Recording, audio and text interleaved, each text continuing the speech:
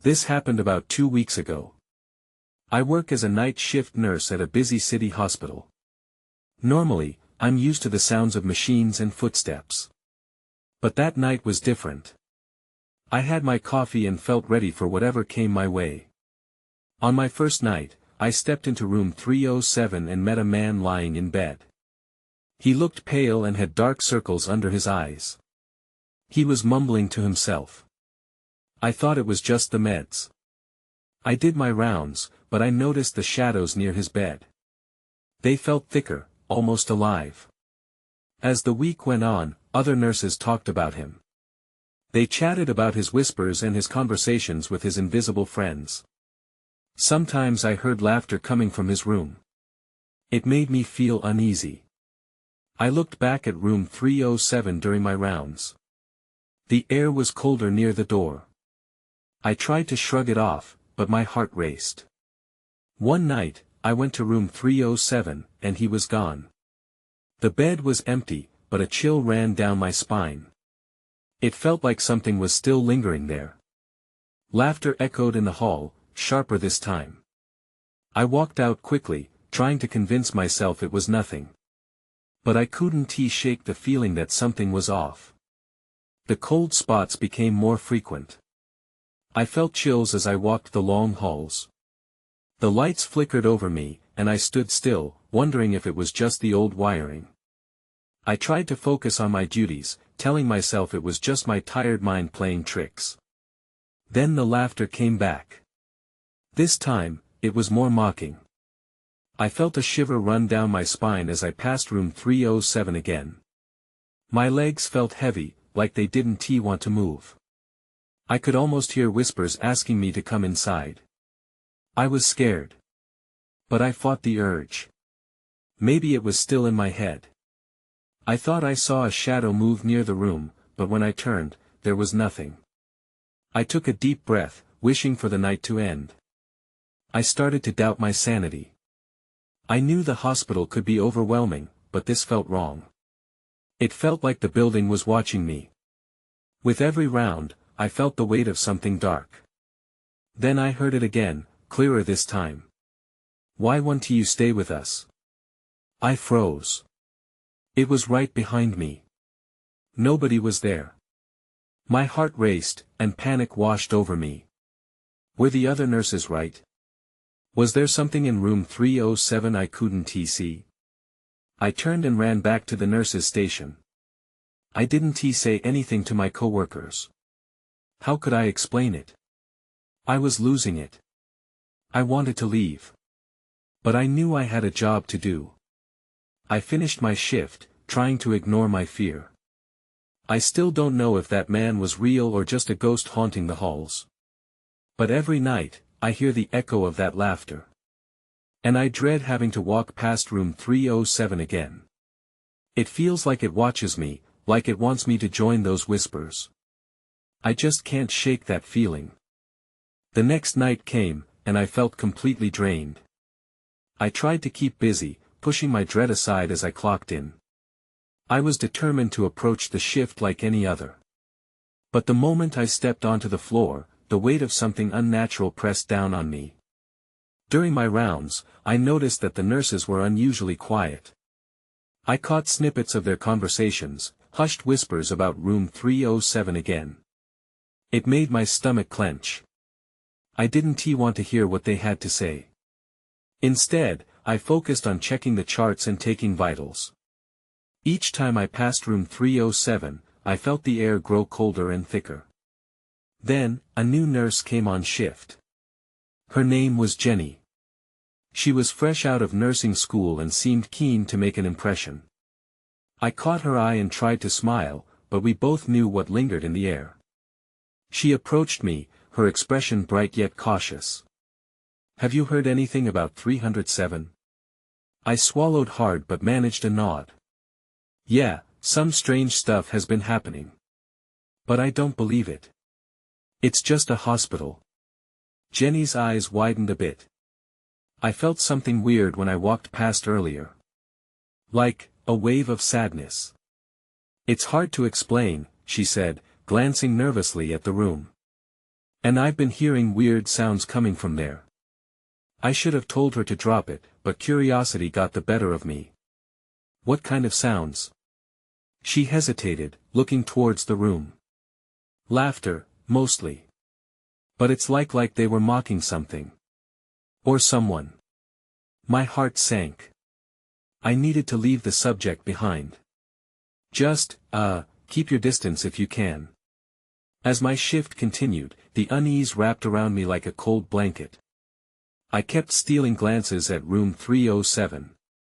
While completing my rounds, I swore I saw a shadow flicker in the corner of my eye, but when I turned, nothing was there. Then came the strangest part of the night.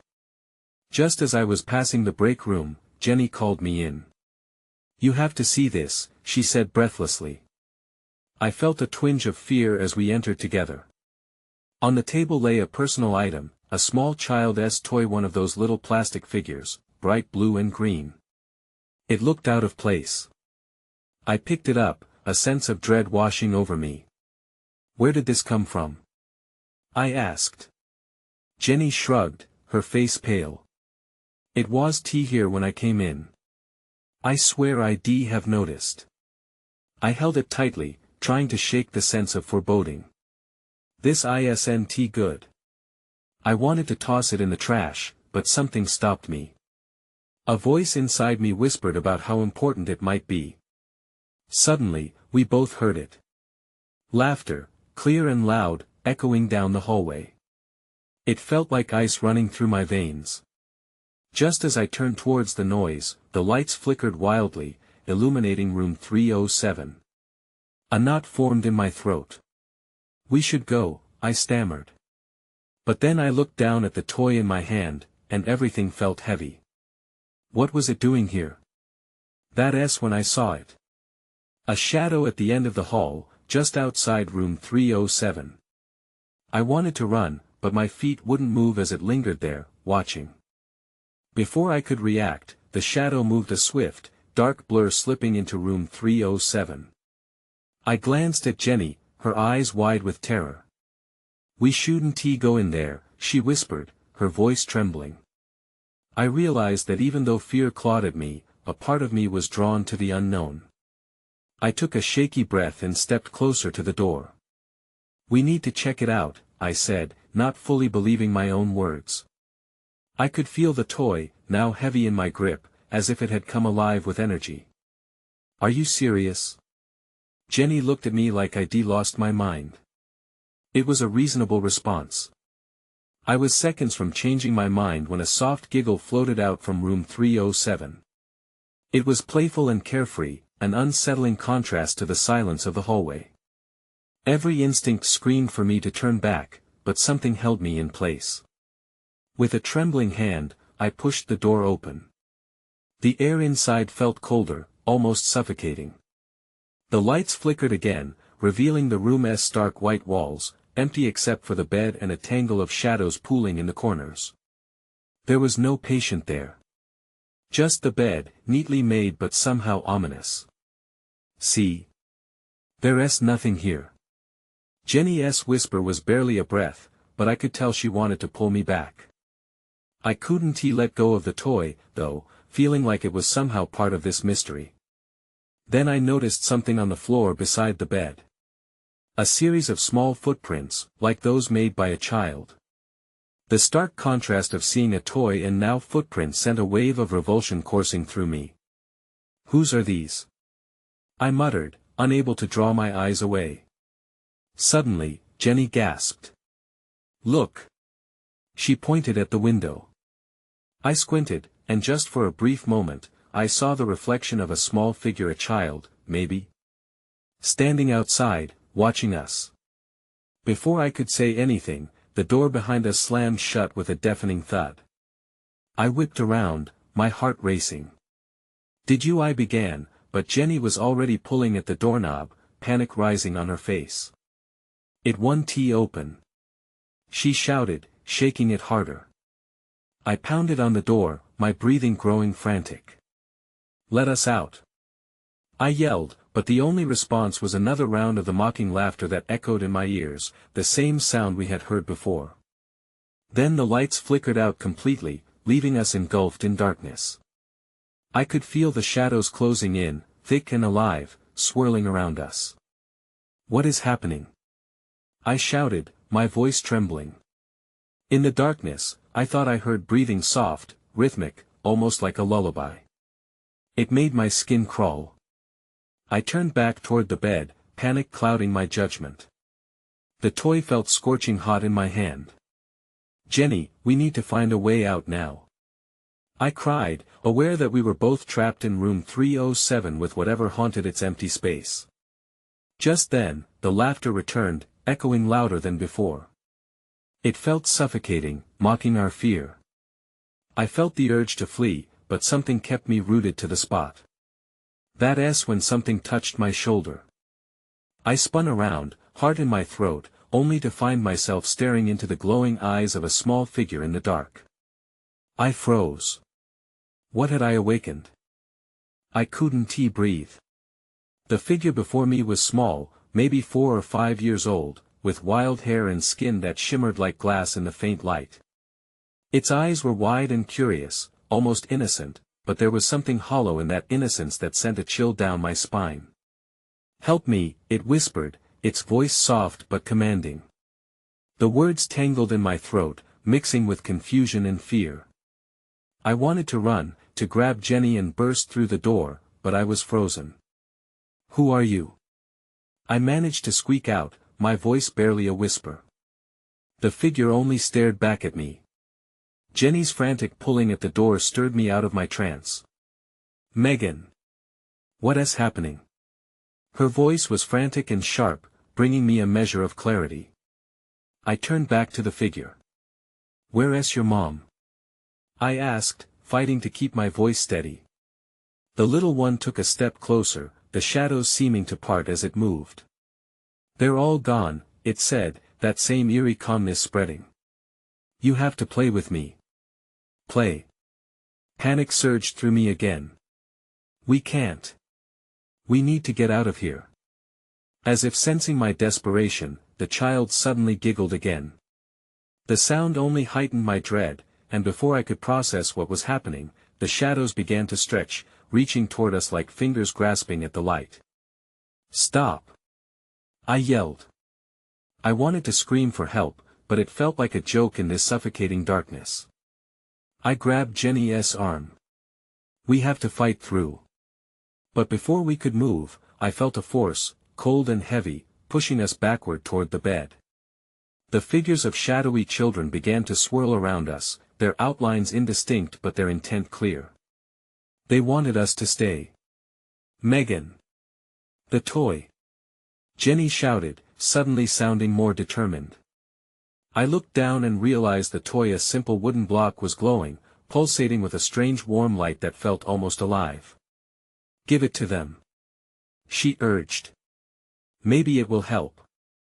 I hesitated, glancing up at the glowing eyes of the child. It was shifting, darkening. "No.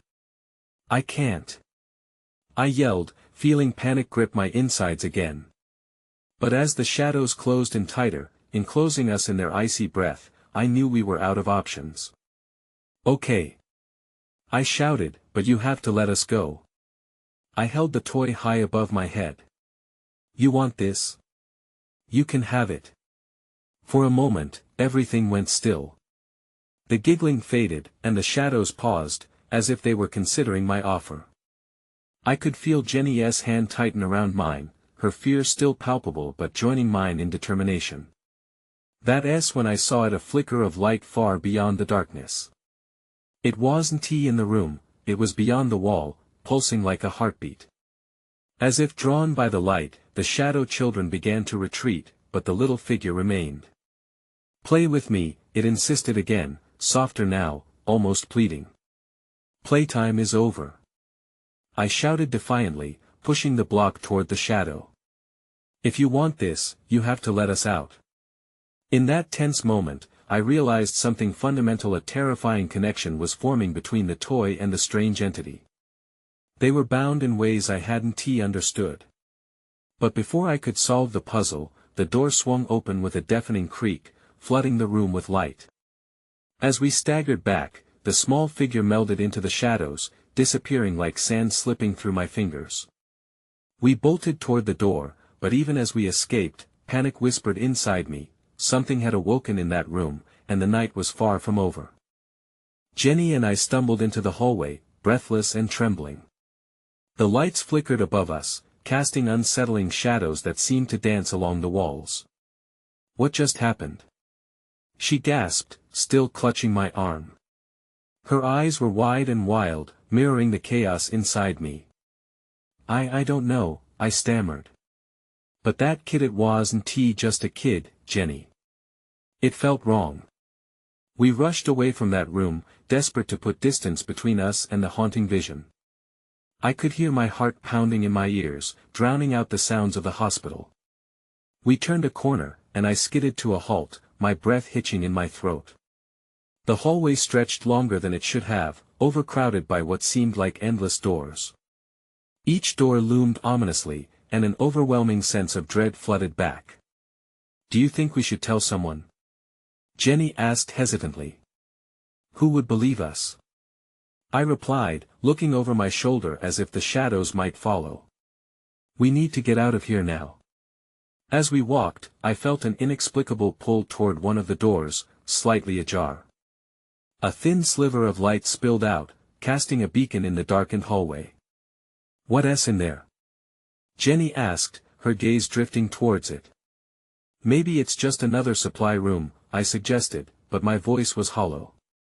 Something strange was whispering for me to look inside. "Let's check it out," she said, taking a step forward. I hesitated, uncertainty gnawing at me. "I don't know, Jenny. It feels wrong." But before I could finish, she pushed the door open further, revealing a dimly lit room filled with medical equipment. It looked like an abandoned nurse's station. Papers were scattered everywhere, and a single chair rocked back and forth as if someone had just left. "Maybe they can help us," she said, scanning the room. But instead, my eyes caught sight of something in the corner, a familiar glow. The same warm light from the toy was echoing in this room, pulsating gently. "Look!"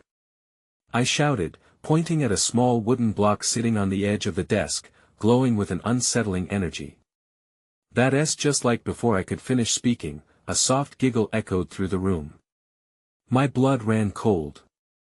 It sounded like the child from before. I turned to Jenny, panic-stricken. "We need to go. Now." But my feet felt like lead. The air was thickening with an oppressive energy. The glowing block pulled at something deep within me, a connection I couldn't understand. "Megan," Jenny whispered, her voice trembling, "what if it's trying to tell us something?" Suddenly, the room flickered, and the shadows began to dance to life again, flickering on the walls like restless memories. A dark figure loomed at the edge of my vision, then vanished as quickly as it appeared. I jerked back, breathing heavily. "Did you see that?" But Jenny wasn't looking at me. She was fixated on the block, her eyes glassy. "It wants us to play," she murmured, almost entranced. "No." I pulled her back, desperation surging. "We don't have time for that. We have to." The lights above us flickered violently, plunging the room into darkness. My heart raced, I grabbed Jenny's hand tightly. "Let's get out of here." As I turned to flee, I heard a voice softly whisper, "Stay with me." It was close, too close, sending ice through my veins. That's when I noticed a shadow in the corner. It didn't retreat like the others. It stayed, growing larger, and suddenly, I knew we weren't just running from whatever haunted that room, it was coming for us. I yanked Jenny towards the door, urgency coursing through my veins. The shadow loomed closer, a dark stain against the flickering lights. My instincts screamed at me to run, to escape whatever was happening in that room. We burst through the door just as the shadow reached the threshold. I could feel the coldness clawing at my back. "Go!" I shouted, dragging Jenny behind me. We sprinted down the hallway, not looking back, navigating the maze of doors like a minefield. "Where do we go?" Jenny called, panic lacing her voice. I don't know. I replied, glancing over my shoulder. The hallway seemed alive, pulsating with that same unsettling energy from the room. The lights flickered once more, and I realized they were dimmer than before. Then I heard it again, a childish giggle echoing through the hall. My blood ran cold. Did you hear that? I whispered, hoping against hope it was just my imagination. Jenny nodded, her face pale. We can't keep running aimlessly. We need to find a way out. Just then, a door swung open at the end of the hallway. A nurse with an eerie smile stepped out. You two shouldn't be out here, she said, her tone unsettlingly sweet. Her eyes glinted in the dim light, and I could feel the weight of her gaze pressing on me. What is going on? I croaked, unable to mask the tremor in my voice. I can help you, she said, stepping forward. I recoiled instinctively. This way, come with me. No. Jenny shouted, pulling me back. The nurse's smile faltered, replaced by something darker. The flickering lights cast her face in sharp relief, and for a moment, she looked like a stranger. Before I could respond, Jenny grabbed my hand again and we took off, barreling past the nurse. We swerved around the corner and skidded to a stop at the stairwell. Let us go down, I suggested, my heart racing. It felt like the only place left to escape. Are you sure? Jenny asked, uncertainty creeping into her voice. But there was no time to debate. We rushed down the stairs, each step echoing in the silence. The air grew colder, tinged with a metallic scent. Why does it smell like that? I murmured, glancing over at Jenny. I don't know, she whispered back, her eyes wide. It's getting darker, too. Just as we reached the bottom step, the lights flickered again, and everything plunged into darkness. I felt Jenny's grip on my hand tighten, her breath quicken. Megan, what do we do? Before I could answer, I heard a soft whisper, close and insistent. Stay with me forever. A cold chill crawled down my spine. That voice, it was familiar yet haunting. We need to find the exit, I urged, fighting against the tightening grip of fear. I squinted through the darkness, trying to make out shapes. Maybe the emergency exit is near, Jenny suggested. I turned to the right, moving slowly and feeling for the wall. The whispering continued, echoing in my ears, surrounding us. That's when I noticed something out of the corner of my eye. A faint glow flickering in the shadows, a familiar glow. The wooden block. My stomach dropped. It's here, I whispered, panic rising in my chest. It's watching us.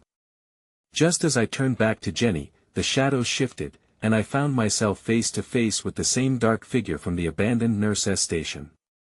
This time, it wasn't retreating. It was closing in. My heart raced uncontrollably. This was more than just a game now. We weren't just running, we were being hunted. The figure stood just a few feet away, its shape shifting in the darkness like smoke. I could barely breathe. I clutched Jenny's hand tighter, feeling her tense beside me. The whisper became louder, looping around us like a twisted melody. Run! I finally yelled, adrenaline pushing me forward. We jerked to the left, heading down a narrow corridor, our footfalls echoing against the tile floor.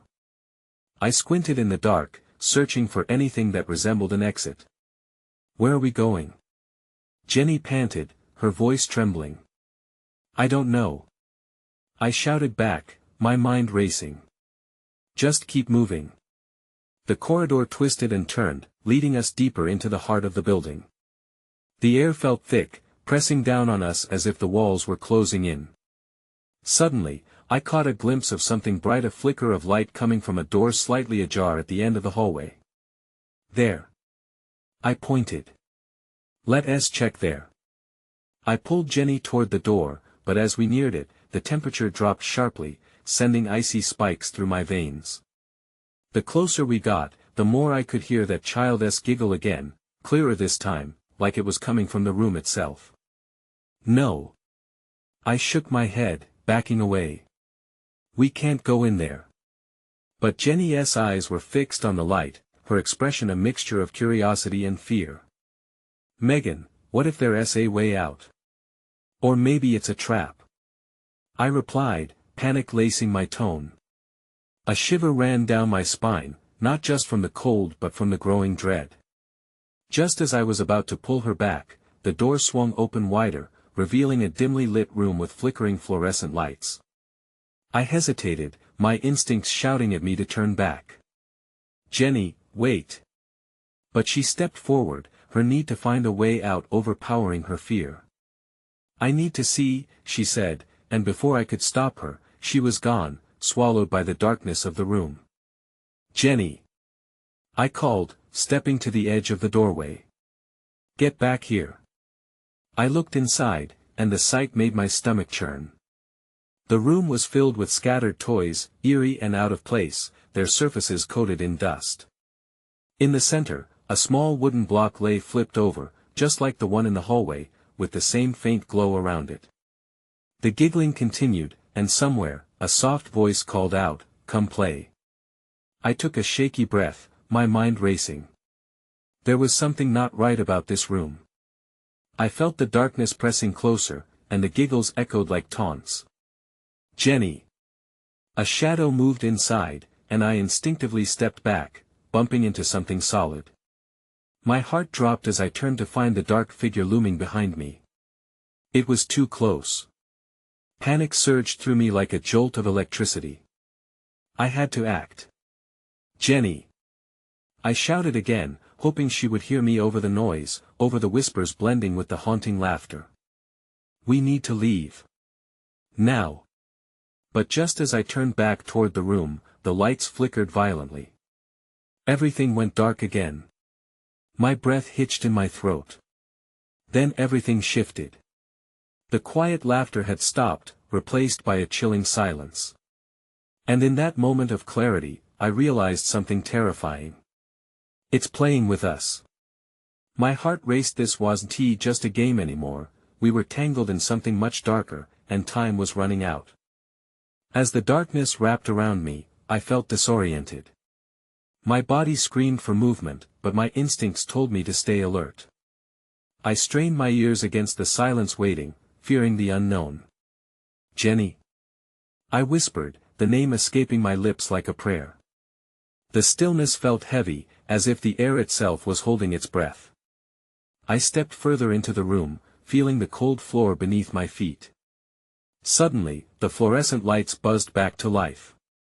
I flinched, squinting at the harsh illumination. The room looked even more unsettling than before. The scattered toys now seemed to move slightly under the flickering lights, like they were aware of our presence. That's when I saw it, an old, ornate doll perched on a shelf, its porcelain face cracked but eerily smiling. Its glassy eyes seemed to follow me. I tried to shake off the feeling of dread creeping in, but it was too late. "Jenny!" I called, my voice shaky. "Where are you?" I stepped deeper into the room, the door still ajar behind me. The sound of my footsteps echoed unnervingly. I felt like I was entering a twisted nightmare. In the corner of the room, I noticed a small box with a faded label. Curiosity pulled me closer against my better judgment. "Don't open it." The voice was quiet but insistent, almost familiar. It was my own conscience whispering to me, warning me to leave. But I felt compelled to find out what lay inside. Just as I reached out, Jenny's voice broke through my focus. "Megan!" I spun around, relief flooding my chest. "Where are you?" I shouted, returning to the door, half expecting to find her just behind it. I'm over here." Her voice came from the far side of the room, soft and shaky. I squinted, searching through the shadows. There she was, standing next to a broken window, the light catching her wide blue eyes. "Why did you go so far?" I rushed to her side, urgency tightening my chest. "We need to get out of here." But then I looked past her, toward the window. My stomach sank. Outside, thick fog clung to the ground like a living thing, twisting and swirling as if it was alive. The night sky, dark and heavy, swallowed any hint of a moon. We were trapped. It's still here. Jenny's voice cracked. I glanced back, and the moment I turned, I felt a chill sweep through the room. The laughter returned, echoing off the walls, rich with malice. Before I could respond, the furniture in the room shifted, its weight mirroring my rising panic. The doll now staring straight at us seemed to grin wider. "Jenny, we need to leave now." I grabbed her wrist, pulling her away from the eerie tidings. But as we moved, the lights blinked out again, plunging us back into engulfing darkness. And that's when I heard the whisper again, clearer now as if it hovered right next to me. "Stay and play." We were not alone, something was with us. I could feel it lurking in the shadows, feeding off our fear. The whisper turned into an angry hiss, and I knew we had to act fast. "We have to find a way out." With Jenny beside me, we made a break for the door. But before we could reach it, I felt a sudden weight on my chest, as if an invisible hand clamped down around me, holding me in place. "Don't leave me!"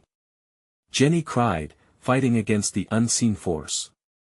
I ripped my gaze from the door, desperately searching for anything that could help us. Then I remembered the box. I had to know what was inside. "Jenny, I'll get the box." I yelled over the chaos, lunging toward it. The darkness roared, and the laughter intensified, but all I could think about was reaching that small glimmer of hope.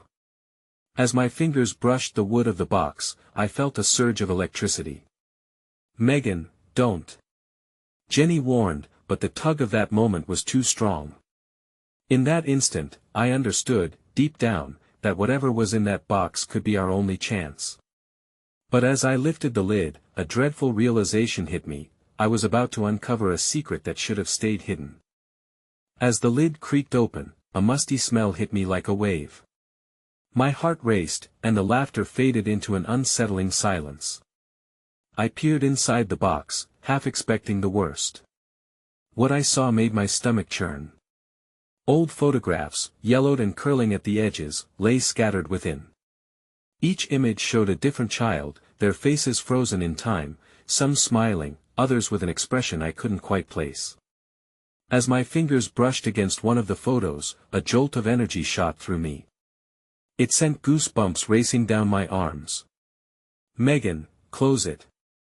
Jenny's voice tore through the silence, sharp and insistent. I hesitated, caught by the faces looking back. There was something wrong. I could sense it. "Wait," I said, pulling my gaze away from the photos to search Jenny's frantic expression. "We need to know what this is. These kids, are they?" My voice trailed off as an eerie chill enveloped us. "Are they what?" Jenny stepped closer, peering over my shoulder.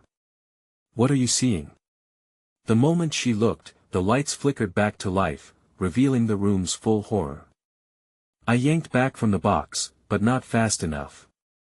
I could see it now: the doll on the shelf had vanished. In its place loomed a shadow, flickering at the edge of the light, almost human, but grotesquely contorted. "Get away from that box!" The figure growled, its voice menacing. My breath caught. I turned back to the box, searching for answers, but it swallowed my fear. I had to know who these kids were and why they were in this place. I fished through the photos, each one sending a shiver down my spine. My fingers quickly landed on one in particular. The girl in the photo looked just like Jenny. My heart dropped. "Jenny, look!" This girl, I could barely breathe. She reached for the photo, but the figure lunged toward us. "Leave it!" Panic surged as I snatched the photo away from her grasp.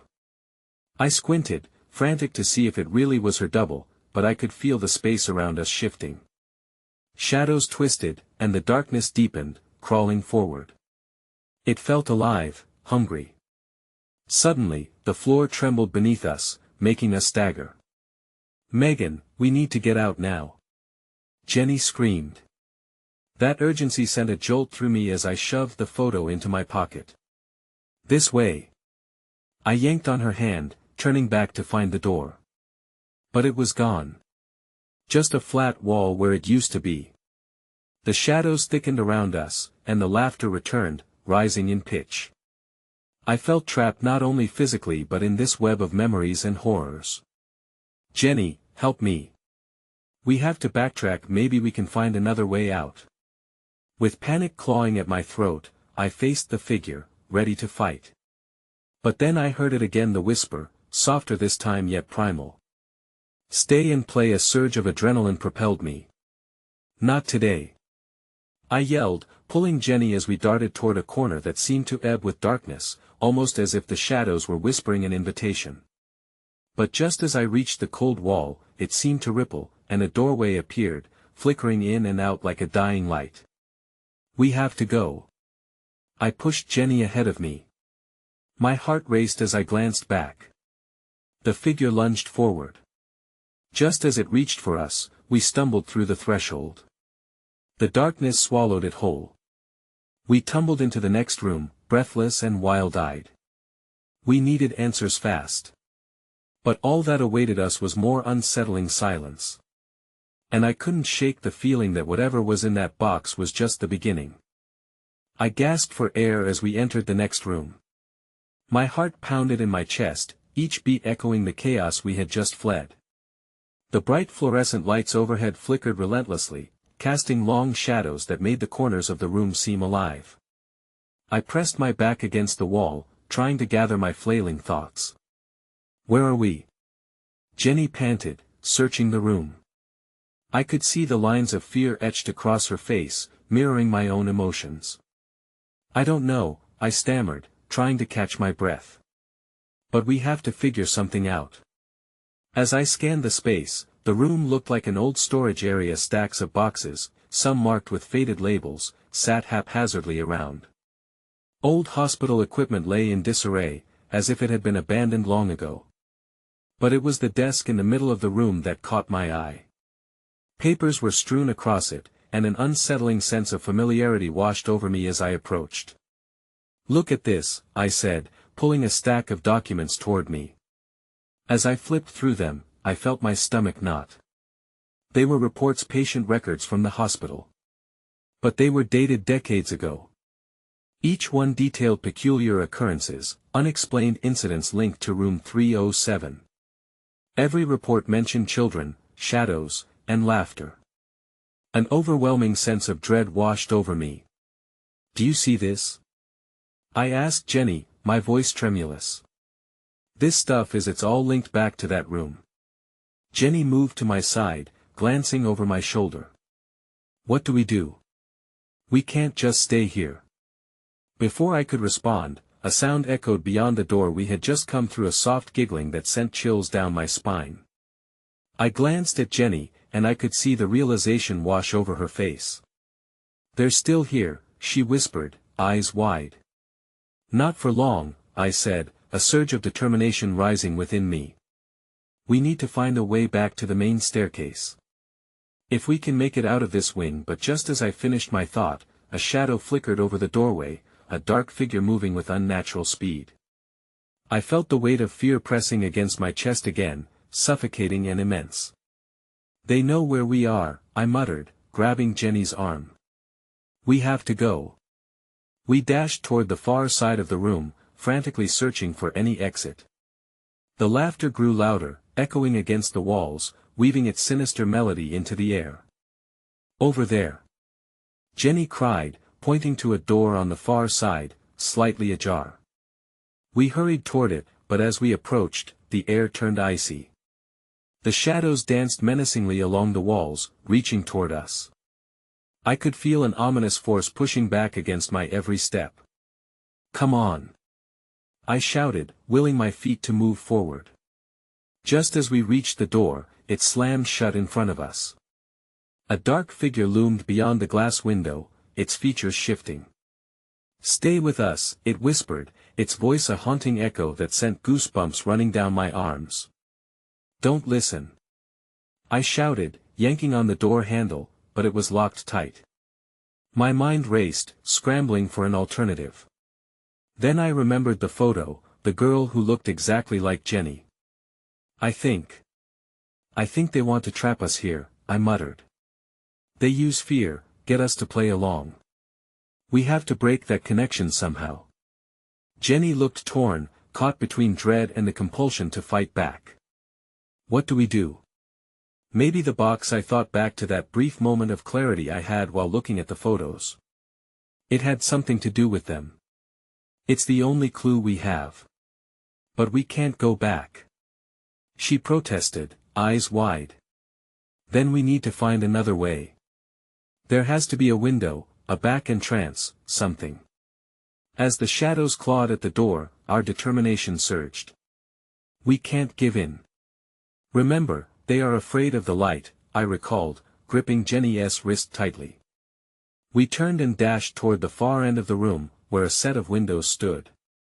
They were old and worn, metal frames covered in dust. As we drew closer, I spotted one that could slide open. Help me!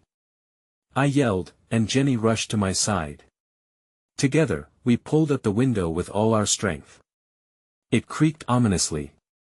Resisting at first, but then let out a loud crack and gave way. It swung open, letting in the brisk night air laced with the scent of impending rain. Go! I urged, pushing Jenny toward the opening. The shadows were swirling closer, the laughter rising to a chilling crescendo. Come on! She shouted, scrambling up and out. I followed, squeezing through the narrow space just as I heard the door behind us begin to rattle. Once outside, I landed on the ground, quickly scanning our surroundings. A parking lot stretched before us, empty at this late hour. The dark clouds above mirrored the chamber we had just escaped, heavy and ominous. We made it, Jenny gasped, panting beside me. But the moment felt precarious, as if the darkness was still reaching for us, lingering just out of sight. I don't know if we're safe yet, I admitted, my heart still racing. They're still in there, whatever they are. But what were they?